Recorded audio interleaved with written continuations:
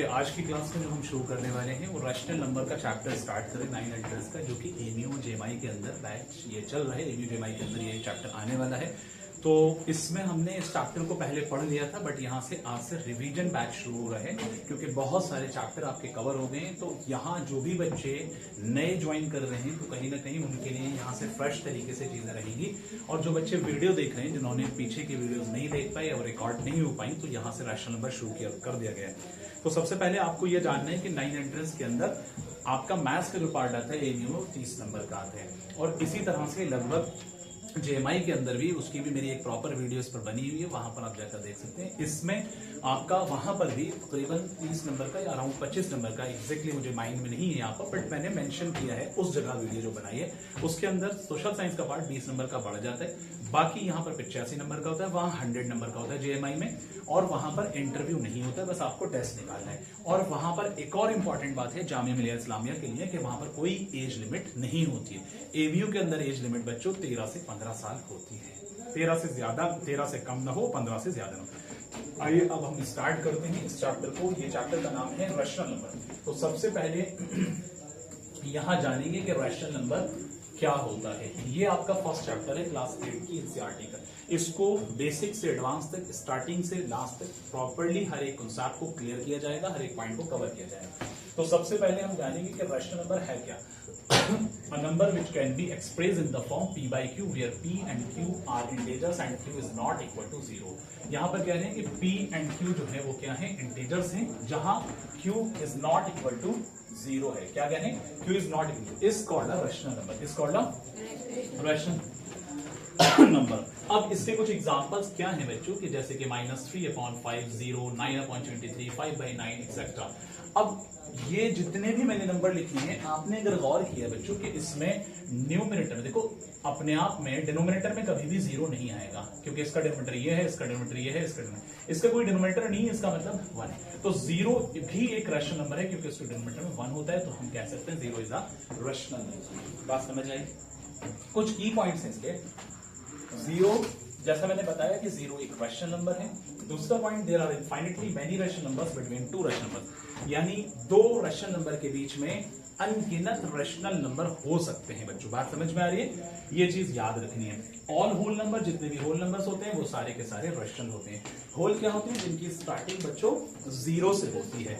इसी तरह से ऑल इंटीजर्स, जितने भी इंटीजर्स हैं बच्चों वो सारे के सारे रैशनल्स होते हैं। All natural numbers are also rational number, जितने भी नेचुरल हैं वो सारे के सारे रैशनल होते हैं। क्लियर? अब समझने वाली बात यह है कि नेचुरल की स्टार्टिंग कहां से, 1 से है। इंटीजर्स क्या हैं, जो पॉजिटिव भी हैं, नेगेटिव भी हैं। जितने भी पॉजिटिव, जितने भी नेगेटिव, वो सारे के सारे आपके रैशनल नंबर होते हैं। इसके बाद बात करेंगे, all rational numbers are not whole number. जितने रैशनल हैं वो होल नहीं हो सकते, और इंटीजर नहीं हो सकते, और नेचुरल नहीं हो सकते। लेकिन इसका वाइस वर्सा सही था। कहने का मतलब क्या है कि जितने होल थे वो रैशनल तो हैं, जितने इंटीजर थे वो रैशनल तो हैं, जितने नेचुरल थे वो सारे रैशनल तो हैं।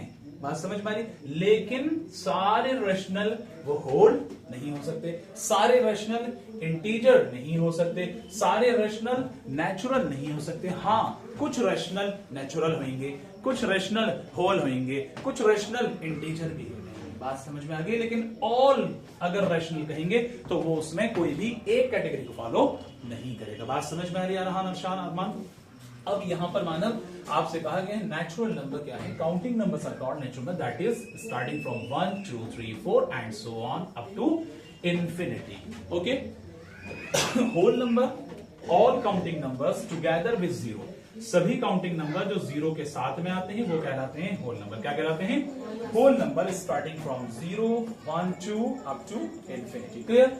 इस तरह से 1 is the smallest natural number, 1 is the smallest natural number and 0 is the smallest whole number. This is basic thing। सबके सब ये चीजें आप लोग जानते हैं, बट एक ओवरव्यू किया जा रहा है ताकि आप लोग को एक बार रिवाइज हो जाए। यहाँ पर all natural numbers are whole number, सारे के सारे होल नंबर से याद रखना इस पॉइंट को। All natural number are whole numbers, but all whole numbers are not natural. इसके पीछे रीजन क्या है भाई, बताइए? इसके पीछे रीजन क्या है? 0।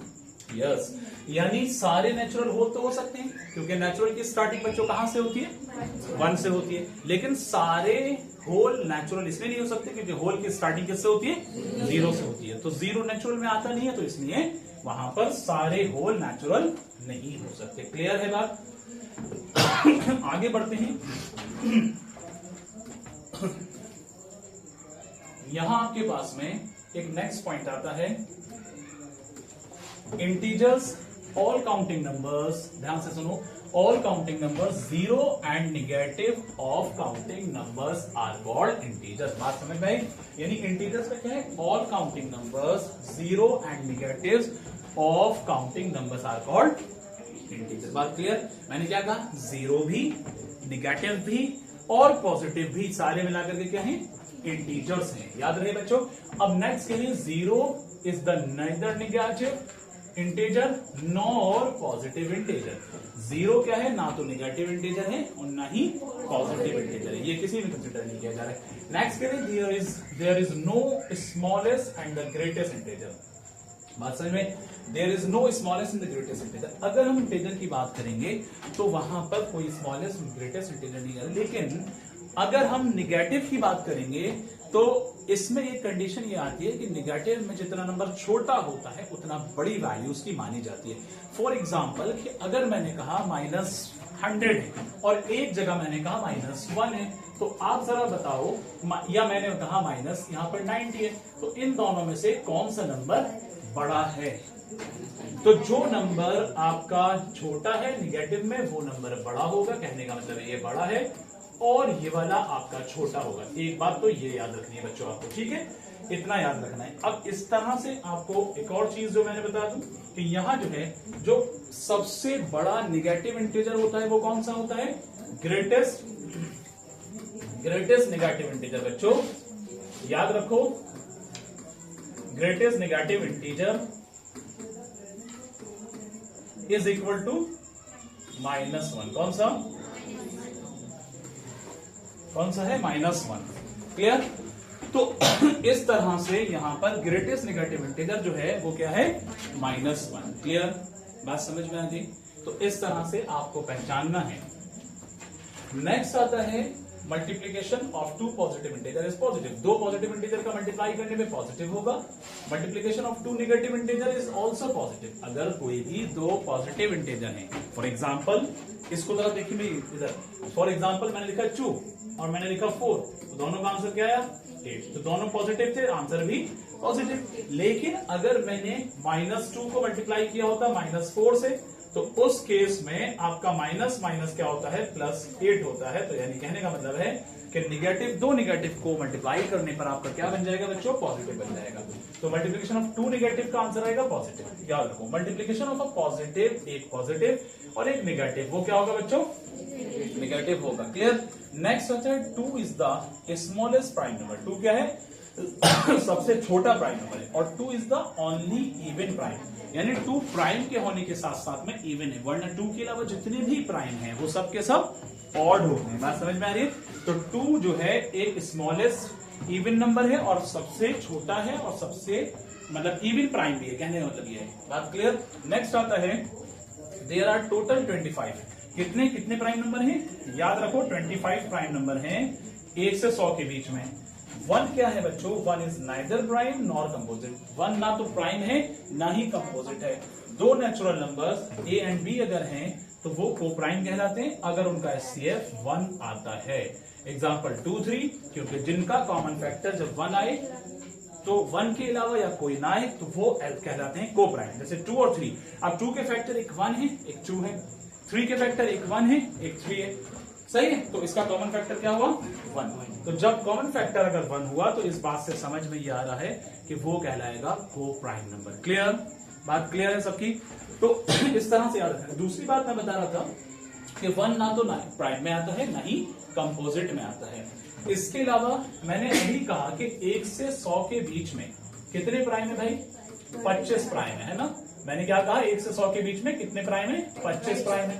याद रखो 1 से 50 के बीच में 1 से 50 के बीच में आपके प्राइम नंबर आते हैं 15। 1 से 50 के बीच में कितने प्राइम आते हैं? 15 प्राइम आते हैं, 15 प्राइम आते हैं। और अगर हम बात करें आगे 51 से 51 से 100 के बीच में आपके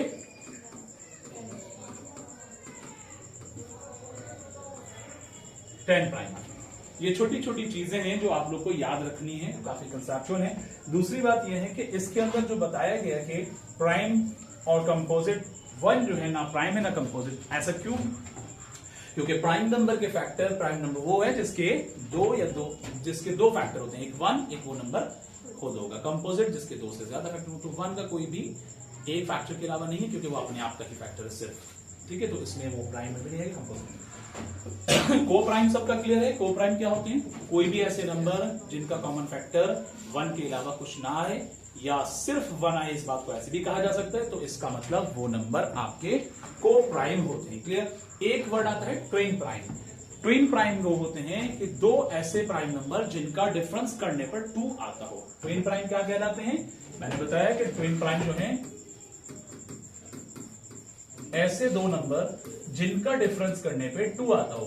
डिफरेंस ऑफ 2 प्राइम नंबर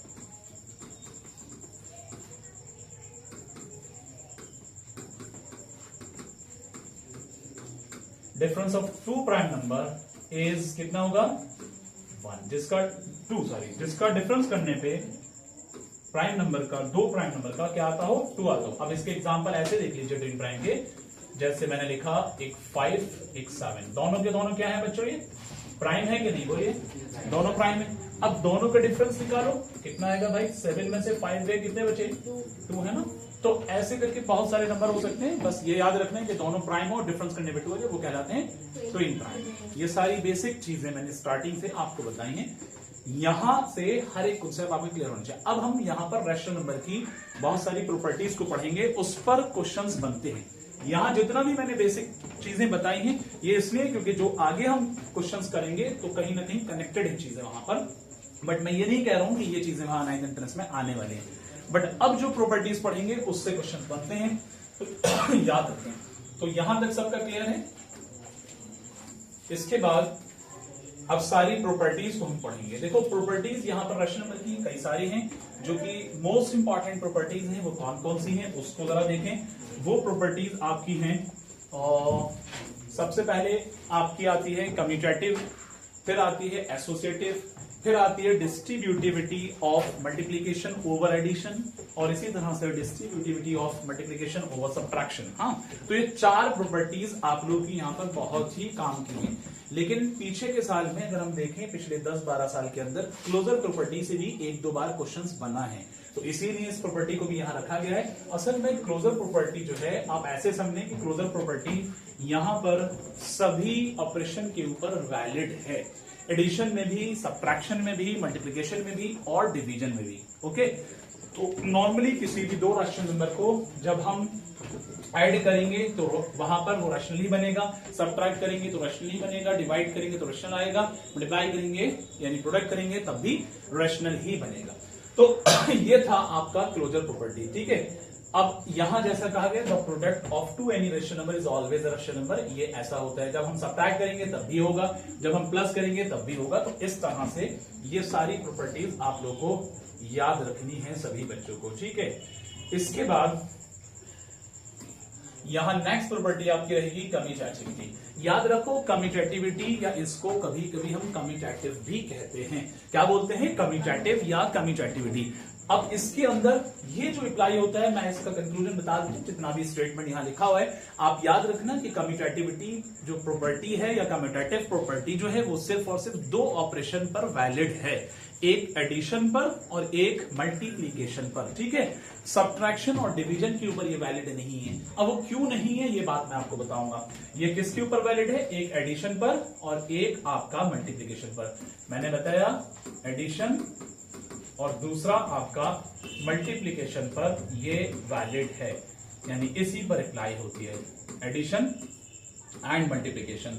अब इसके अंदर आपको यहां पर मैं इसके स्टैंडर्ड फॉर्म आपको बता देता हूं कि जब हम एडिशन की बात करेंगे बच्चों, याद रखना कि किस तरह से इसका स्टैंडर्ड फॉर्म होता है। जैसे कि a plus B is equal to B plus A is equal to B plus A. अब जरा इसको देखो, यहां is equal to B plus A.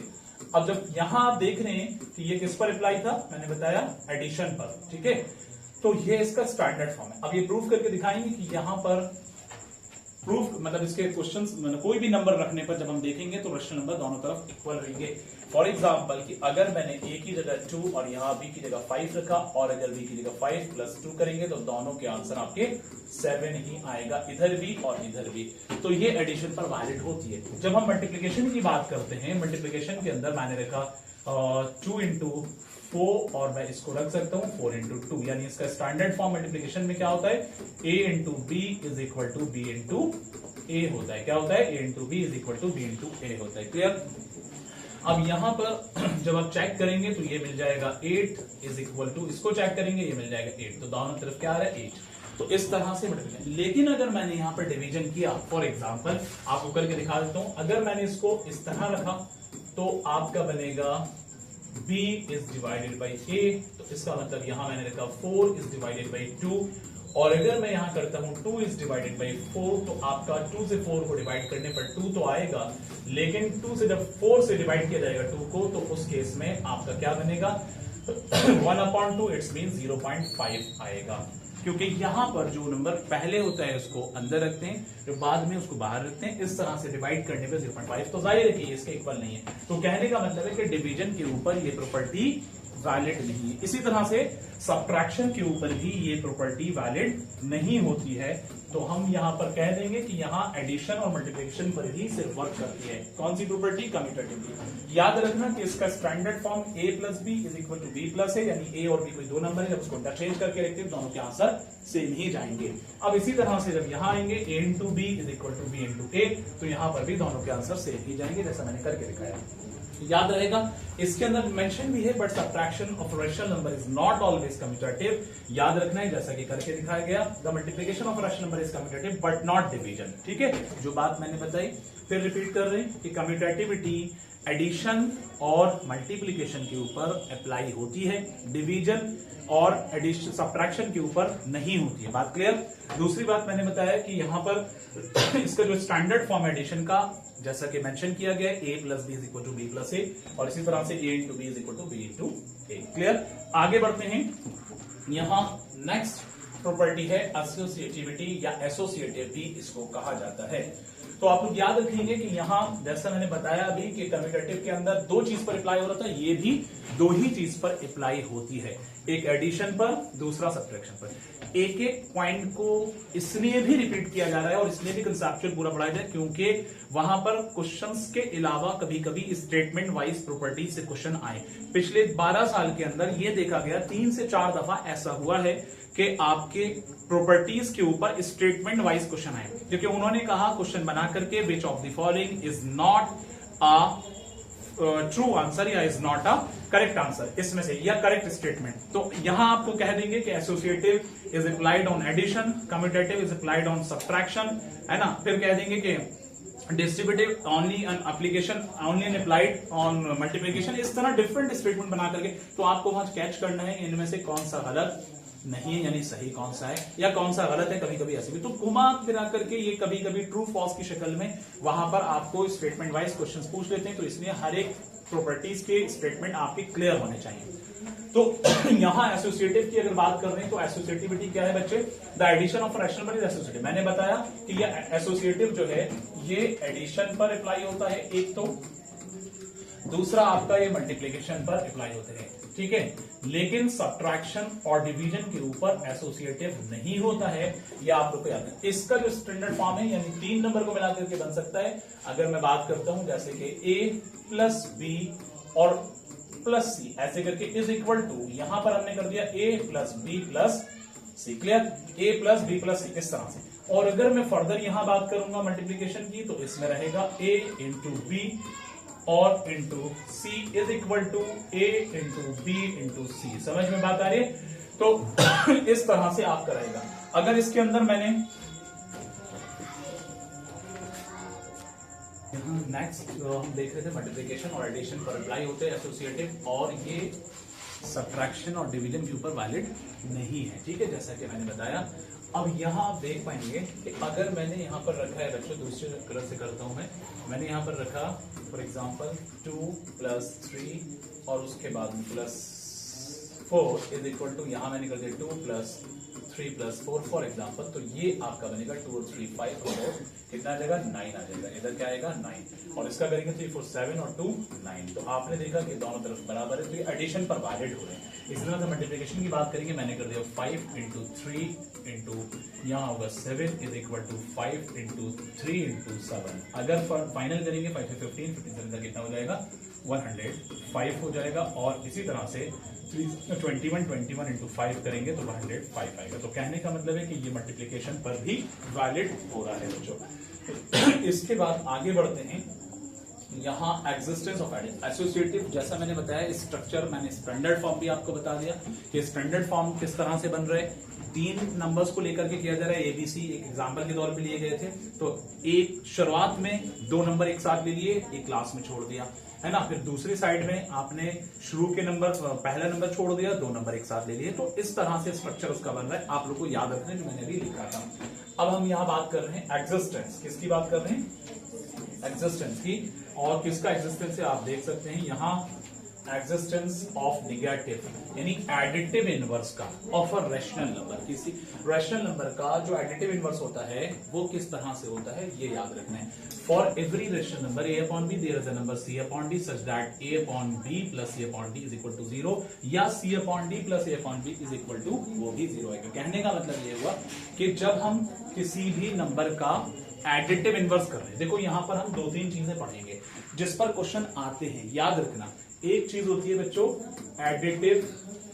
Additive inverse, एक चीज, दूसरी चीज होती है एडिटिव आइडेंटिटी, इसी तरह से एडिटिव आइडेंटिटी। ये जो मैं पॉइंट बता रहा हूं बहुत इंपॉर्टेंट है, इससे क्वेश्चन पीछे के साल में बना है, सबको सही से सुनना है। दूसरा होता है मल्टीप्लिकेटिव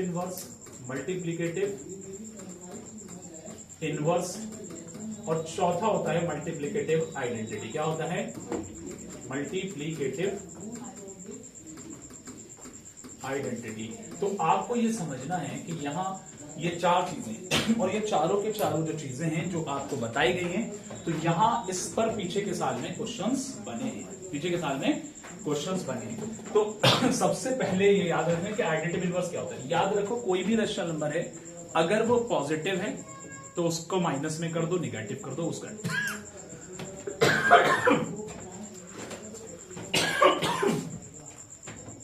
मैं बात कर रहा था कि एडिटिव इनवर्स किसी भी नंबर का जब आप करेंगे तो निगेटिव अगर होगा तो आप पॉजिटिव कर दो, पॉजिटिव होगा तो निगेटिव कर दो, इतना याद रखना, ठीक है बच्चों। अब यहां जैसे मैंने बताया, बस उसका कॉन्सेप्ट ये है कि आपको उठा करके मल्टीप्लाई करना है -1 से, तो वो पॉजिटिव। अब अगर मैं इसके एग्जांपल आपको देता हूं, जैसे कि मैंने कहा 2 का एडिटिव इनवर्स लिखो, तो भाई आप 2 का एडिटिव इनवर्स करने के लिए आपने यहाँ एडिटिव इनवर्स कर रहे हैं किसका 2 का, किसका कर रहे हैं 2 का, तो ये कैसे बनेगा -2, क्या बन जाएगा -2, कैसे, क्योंकि आपने यहाँ पर 2 के साथ में -1 करेंगे तो भाई -2 आएगा। लेकिन अगर मान लीजिए कि -5 का आप एडिटिव इनवर्स करेंगे, तो -5 का एडिटिव इनवर्स करने के लिए याद रखना आपको क्या करना है -5 × -1, क्योंकि मैं बता चुका हूं -1 से करें तो कितना आ जाएगा +5, कितना आ गया +5। तो ये बात जरा समझने की है, बात क्लियर होगी सबके। तो इस पर क्वेश्चंस आता है कि एडिटिव, कोई नंबर दे दिया और उससे रिगार्डिंग पूछ ले कि भाई इसका एडिटिव इनवर्स क्या है, तो अगर पॉजिटिव है तो निगेटिव बनेगा, निगेटिव है तो पॉजिटिव। क्यों? क्योंकि एडिटिव इनवर्स में हम -1 से मल्टीप्लाई कर देते हैं। बात समझ में आ गई। फिर आता है एडिटिव आइडेंटिटी। याद रखना कि एडिटिव आइडेंटिटी बच्चों हमेशा वो होती है 0। क्या होती है एडिटिव आइडेंटिटी, क्या होती है 0। इस पर 9 एंट्रेंस के अंदर पिछले 2-3 बार क्वेश्चन पूछा गया है, पिछले 12-13 साल में। याद रखना इस बात को, इसलिए मैंने इन चारों चीज को अलग से लिख करके बताया क्योंकि इस पर क्वेश्चंस बने हैं। अब अगर बात करेंगे मल्टीप्लिकेटिव इनवर्स की, तो मल्टीप्लिकेटिव इनवर्स बेटा होता है रेसिप्रोकल, किसी भी नंबर का रेसिप्रोकल। उसका न्यूमरेटर को ऊपर कर नीचे कर देना और डिनोमिनेटर को ऊपर कर देना, इतनी बात क्लियर। अब जैसे मैंने कहा इसका मल्टीप्लिकेटिव इनवर्स का मतलब है a/b है, तो a/b का अगर आप मल्टीप्लिकेटिव इनवर्स करने जाएंगे तो इसका बन जाएगा बच्चों, क्या बन जाएगा b/a। बात क्लियर। अगर मान लीजिए कि आप 2 अपॉन -2/3 का मल्टीप्लिकेटिव इनवर्स करेंगे तो इसका क्या बनेगा मल्टीप्लिकेटिव इनवर्स? बच्चों बताओ जल्दी से। 3 अपॉन -3/2, माइनस का साइन अपनी जगह ऊपर रहता है, तो ये मल्टीप्लिकेटिव इनवर्स इस तरह से बन जाएगा। तो मल्टीप्लिकेटिव इनवर्स का मतलब सीधा सीधा रेसिप्रोकल है। क्या है बच्चों? सीधा सीधा रेसिप्रोकल है। जो बात मैंने यहां बताई आपको क्या है? रेसिप्रोकल है। इतना याद रखना है, ठीक है। अब इसके अंदर बात करेंगे मल्टीप्लिकेटिव आइडेंटिटी। तो याद रखना मल्टीप्लिकेटिव आइडेंटिटी बच्चों होती है 1। मल्टीप्लिकेटिव आइडेंटिटी कितनी होती है? 1 होती है। ये चीज याद रखेंगे। तो हमने 4 चीजें यहां पर सीखी, additive identity, additive inverse, multiplicative identity और मल्टीप्लिकेटिव इनवर्स होता है। बात समझ में आ गई? तो यहां इस पॉइंट के अंदर आपको यही सिखाया गया। अब हम बात करेंगे एग्जिस्टेंस ऑफ राइट आइडेंटिटी। तो जैसा कि मैंने कहा rational number 0 is the right identity. इसका मतलब ये एडिटिव आइडेंटिटी का है। कभी कभी एंट्रेंस एग्जाम में, 9 एंट्रेंस एग्जाम में जेएमआई के अंदर भी और एबी के अंदर भी हमने देखे हैं पेपर्स को, तो वहां ये देखा गया कि एक क्वेश्चन बना कि इन दिए गए ऑप्शंस में से कौन से ऑप्शन में आइडेंटिटीज हैं। तो एक ऑप्शन के अंदर 0 और 1 दोनों एक साथ था, एक ऑप्शन में -1 और 1 था, एक ऑप्शन में 0 और -1 था, एक ऑप्शन में नन ऑफ दीज था। कुछ इस तरह से लगभग क्वेश्चन बना। तो आपका सही आंसर उसमें होगा 0 एंड 1। रीजन बीइंग कि 0 इज द एडिटिव आइडेंटिटी और 1 इज द मल्टीप्लिकेटिव आइडेंटिटी। तो बच्चों बताओ आप लोग कि एडिटिव इनवर्स क्या होता है भाई? जल्दी बोलो सारे। जिस नंबर को -1 से मल्टीप्लाई करना है। तो अगर कोई नंबर, मतलब मैं आपसे कह रहा हूं -c/d का एडिटिव इनवर्स क्या होगा भाई? +c/d होगा। ये c/d अपने आप में एक नंबर मान लिया, तो माइनस में तो क्या हो जाएगा? +c/d। और अगर कोई प्लस में है, मैं कह रहा हूं कि +5/3 या 5/13 का एडिटिव इनवर्स क्या होगा? तो आप कह देंगे माइनस, बोलो भाई सारे बोलो, -5/13। बात समझ में? तो ये था एडिटिव इनवर्स। तो एडिटिव इनवर्स का मतलब है कि किसी भी नंबर को -1 से मल्टीप्लाई करना। तो इसका सीधा कॉमन सेंस ये जाता है कि अगर कोई नंबर आपका पॉजिटिव है तो निगेटिव हो जाएगा, और अगर कोई निगेटिव है तो पॉजिटिव हो जाएगा। बात समझ में आ रही है सबके? इसके बाद हमने पढ़ा एडिटिव आइडेंटिटी। तो एडिटिव आइडेंटिटी हमेशा याद रखना वो होती है बच्चों 0। उसके बाद हमने पढ़ा मल्टीप्लिकेटिव इनवर्स। मल्टीप्लिकेटिव इनवर्स होता है रेसिप्रोकल। क्या होता है? रेसिप्रोकल किसी भी नंबर का। मैंने कहा कि 2/5 है, तो इसका मल्टीप्लिकेटिव इनवर्स क्या होगा भाई? बताओ जरा। 5/2 हो जाएगा। मैंने कहा कि -13/26 का मल्टीप्लिकेटिव इनवर्स क्या होगा?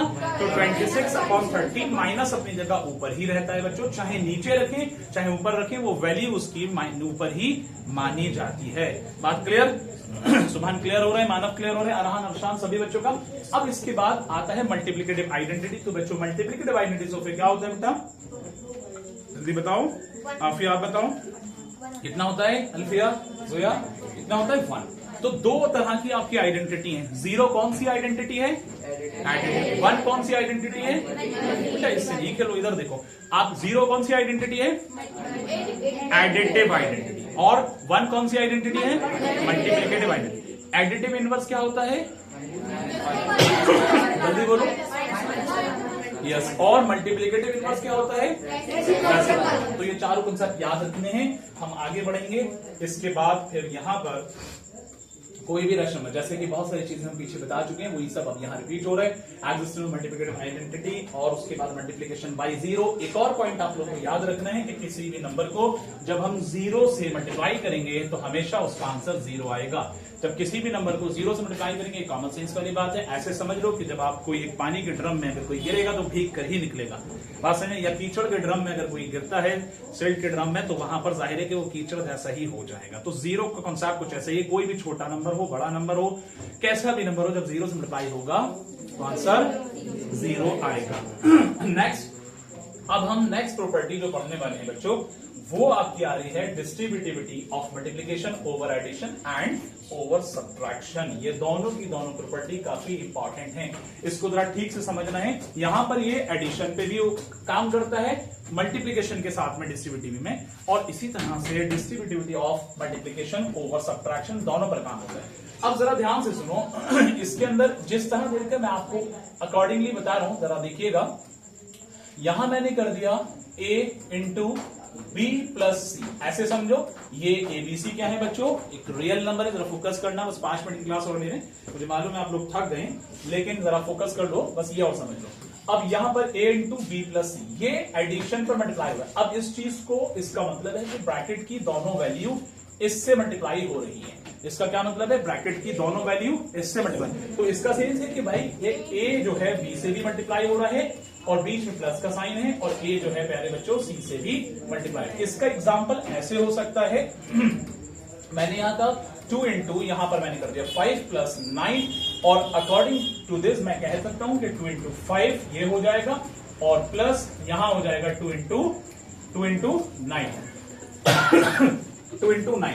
अब जरा गौर से देखेंगे तो यहां पर जरा इसका सम करो बच्चों, मैं थोड़ा नीचे कर देता हूं इसमें, फिर इसका अलग से बता देंगे। 5 और 9 कितना होगा भाई, 14 इंटू 2 कितना होगा भाई, 28। इसका बन रहा है 28। और अगर इसका करेंगे 2 5 जरा गौर से देखो, 2 5 10 और 2 9 18। 10 और 18 मिलाकर भाई कितना हो जाएगा, 10 और 18 मिलाकर के दोनों का सम हो जाएगा 28। तो यहां पर ये था distributivity of multiplication over addition. जो चीज मैंने यहां मेंशन की बच्चों, तो वो आपका स्टैंडर्ड फॉर्म है, a into under bracket b plus C is equal to a into B under bracket plus a into C. ये था स्टैंडर्ड फॉर्म। क्लियर? अब हम पढ़ेंगे distributivity of multiplication over subtraction. Subtraction के ऊपर बस यही कॉन्सेप्ट है, वहां पर माइनस का साइन लग जाएगा, वो आपका सब्ट्रैक्शन हो जाएगा। ये सारा क्लियर सबका? अभी हमने क्या बताया, distributivity of multiplication over addition. अब इसी तरह से जो पढ़ने वाले हैं वो आपका नेक्स्ट है distributivity of multiplication over subtraction. इतना याद रखना है। तो इसके अंदर क्या है कि यहां पर अगर मैं इसका स्टैंडर्ड फॉर्म बनाऊंगा तो वो ऐसे बन सकते हैं, a into b minus c is equal to, इसका मतलब है कि ब्रैकेट में जो दोनों वैल्यू, इसका जो सब्ट्रैक्शन होगा वो a के साथ प्रोडक्ट किया जाएगा, मल्टीप्लाई किया जाएगा। अब यहां कहना है कि a इंटू बी और माइनस a इंटू सी आपका हो जाएगा। एग्जाम्पल देखें, यहां हम कर सकते हैं 2 इंटू, यहां पर 7 माइनस 4, सिमिलरली ये हो जाएगा 2 इंटू 7 माइनस 2 इंटू 4। क्लियर? अब जब यहां देखेंगे 7 में से 4 जाएंगे बच्चों तो कितना बचेगा, जल्दी बोलो, 3 बचेगा, और 2 का 2 अपनी जगह सेम आ गया। 2 इंटू 3 कितना होगा बच्चों, 6 हो जाएगा। अब जरा इसको देखो, 2 7 से कितना होगा बच्चों, 14 होगा, माइनस 2 4 से कितना होगा भाई, 8 होगा। 8 14 में से 8 जाएंगे तो कितना आ जाएगा, 6 आ जाएगा। तो LHS RHS इक्वल हो गए। इस तरह से हम कह सकते हैं ये distributivity of multiplication over subtraction. जिसके भी जो भी प्रॉपर्टीज बताई गई हैं, जितने भी इनके स्टैंडर्ड फॉर्म बताए गए, सबको याद रखना है। और उसके अलावा आपको यह भी याद रखना है कि कौन सी प्रॉपर्टी पर कौन सा ऑपरेशन वैलिड हो रहा है, क्योंकि इससे रिलेटेड एक क्वेश्चन आ जाता है कभी कभी, और पीछे के 3-4 सालों में, मतलब 10-12 साल में 3-4 मरतबा आया है। ठीक है, आप लोग भी पेपर देखेंगे, PYQs देखेंगे, आपको नजर आएंगे। और थोड़ा सा जो भी कुछ पढ़ाया जाए उसको सेम डे रिवाइज करो, और अपनी दूसरी बुक से, NCERT से या कुछ रेफरेंस बुक से कहीं ना कहीं पढ़ा करो। आप लोग एक्स्ट्रा क्वेश्चंस लगाया करो ताकि आपका और ज्यादा कॉन्फिडेंस बढ़ेगा। दूसरी बात यह है कि जितनी प्रॉपर्टी मैंने यहां बताई है, इसको प्रॉपर सभी बच्चों को प्रॉपरली अपनी कॉपी नोटबुक के अंदर नोट करना है, लिखना है। मैं कल चेक करूंगा। ठीक है, यहां तक सबका क्लियर? तो ये बताइए कि बस 2 मिनट में क्लास ओवर करके ये बताएं कि अभी मैंने जो आपको बताया कितनी तरह की प्रॉपर्टीज बताई हैं, जल्दी बताओ। फिलहाल मेन प्रॉपर्टीज बताइए कौन कौन सी हैं। कम्यूटेटिविटी, दूसरा एसोसिएटिविटी, तीसरा distributivity of multiplication over addition, और distributivity of multiplication over subtraction. अब इसके अंदर कम्यूटेटिव प्रॉपर्टी के अंदर वो किस किस पर वैलिड होते, किस किस पर अप्लाई होते, जल्दी बताओ। एडिशन और मल्टीप्लिकेशन और डिवीजन पर होता है, सब्ट्रैक्शन पर होता है। अच्छा, कम्यूटेटिव एसोसिएटिव किस किस पर होता है, जल्दी बताओ जल्दी। हाँ, एडिशन और मल्टीप्लिकेशन। डिवीजन और सब्ट्रैक्शन पे होता है, नहीं होता। डिस्ट्रीब्यूटिविटी मल्टीप्लिकेशन पर होता है, मल्टीप्लिकेशन पर होता है लेकिन एडिशन के साथ में होता है, मल्टीप्लिकेशन पर होता है लेकिन सब्ट्रैक्शन के साथ में होता है। ये दोनों कॉन्सेप्ट को याद रखना है। स्टैंडर्ड फॉर्म कम्यूटेटिविटी का लिए क्या होगा एडिशन के लिए, जल्दी बताइए। मैंने बताया था, जनरल फॉर्म दिखाया था, a plus B is equal to B plus A. और इसी तरह से प्रोडक्शन मल्टीप्लिकेशन के अंदर क्या रहेगा, a into B is equal to B into A हो जाएगा। अब अगर आगे बात करेंगे फर्दर तो इसमें एसोसिएटिव के अंदर क्या बनेगा एडिशन का, जल्दी बताओ। एडिशन का a plus B equal to B plus A is equal to B plus A. आप सही बोल रहे हैं क्या? एसोसिएटिव किस किस पर होता है ये बताओ पहले। बताइए। एसोसिएटिव एडिशन और मल्टीप्लिकेशन पर, डिवीजन और सब्ट्रैक्शन पर नहीं होता। उसका स्टैंडर्ड फॉर्म क्या बताया मैंने, a, जल्दी बोलो, a प्लस बी फिर plus C is equal to a plus B plus C. इस पर ब्रैकेट आ गई, शुरू में 2 नंबर कवर किए, लास्ट में 2 नंबर, ये सारे नंबर सेम। तो ये था एडिशन। यही सेम चीज मल्टीप्लिकेशन में, a into B into C is equal to a into B into C. आती है बात समझ में? तो इस तरह से ये एसोसिएटिव का था। क्लियर, बात समझ में आ गई? तो एडिटिव आइडेंटिटी भाई क्या होता है, जरा जल्दी बताओ। एडिटिव आइडेंटिटी क्या होता है, जल्दी बताओ क्या होता है। हाँ जी, एडिटिव आइडेंटिटी अभी भूल गए 5 मिनट पढ़ करके। कितना बताया? 0। मैंने कितनी बार कहा कि पिछले सालों में आप 12 साल के पेपर उठा करके देखो, 3 से 4 बार ये क्वेश्चन बना है एडिटिव आइडेंटिटी पर, मल्टीप्लिकेटिव आइडेंटिटी पर, एडिटिव इनवर्स पर और मल्टीप्लिकेटिव इनवर्स पर। इस पर क्वेश्चन 3 से 4 बार बना है 10-12 साल के अंदर। पेपर देख लेना, चेक कर लेना।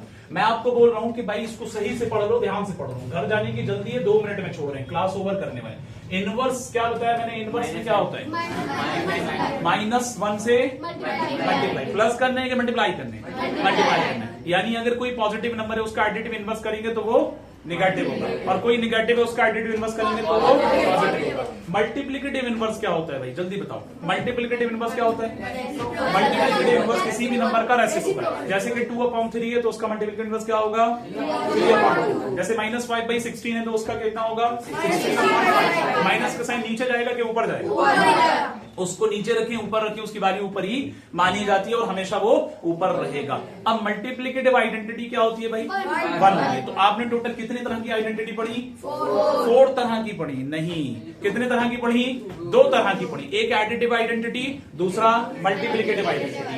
एडिटिव आइडेंटिटी आपका 0 है, मल्टीप्लिकेटिव आइडेंटिटी क्या है, 1 है। और इनवर्स कितने तरह के पढ़े, 2 तरह के। एक एडिटिव इनवर्स है, वो क्या होता है, जल्दी बताओ, -1। और एक मल्टीप्लिकेटिव इनवर्स है, वो क्या होता है, यानी -1 एडिटिव इनवर्स नहीं है, -1 से प्रोडक्ट करना पड़ता है। कहने का मतलब पॉजिटिव वैल्यू निगेटिव और निगेटिव वैल्यू पॉजिटिव हो जाएगी।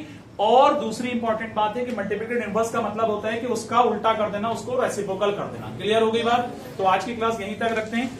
जितने भी बच्चों ने यह क्लास की है ऑफलाइन, तो उन सब बच्चों को जाकर के रिवाइज करना है, चीजों को नोट करना है, प्रॉपर वे में स्टडी करो, अपना नंबर ऑफ आवर्स बढ़ाओ, टाइम ज्यादा दो, क्योंकि अब डेट आने वाली है। और जो ऑनलाइन देख रहे हैं, उम्मीद है कि उनको वीडियो समझ में आई होगी। अगर समझ में आई है तो लाइक करके शेयर भी कर देना और कमेंट करके बताना अगर कहीं दिक्कत हो। ठीक है, थैंक यू सो मच।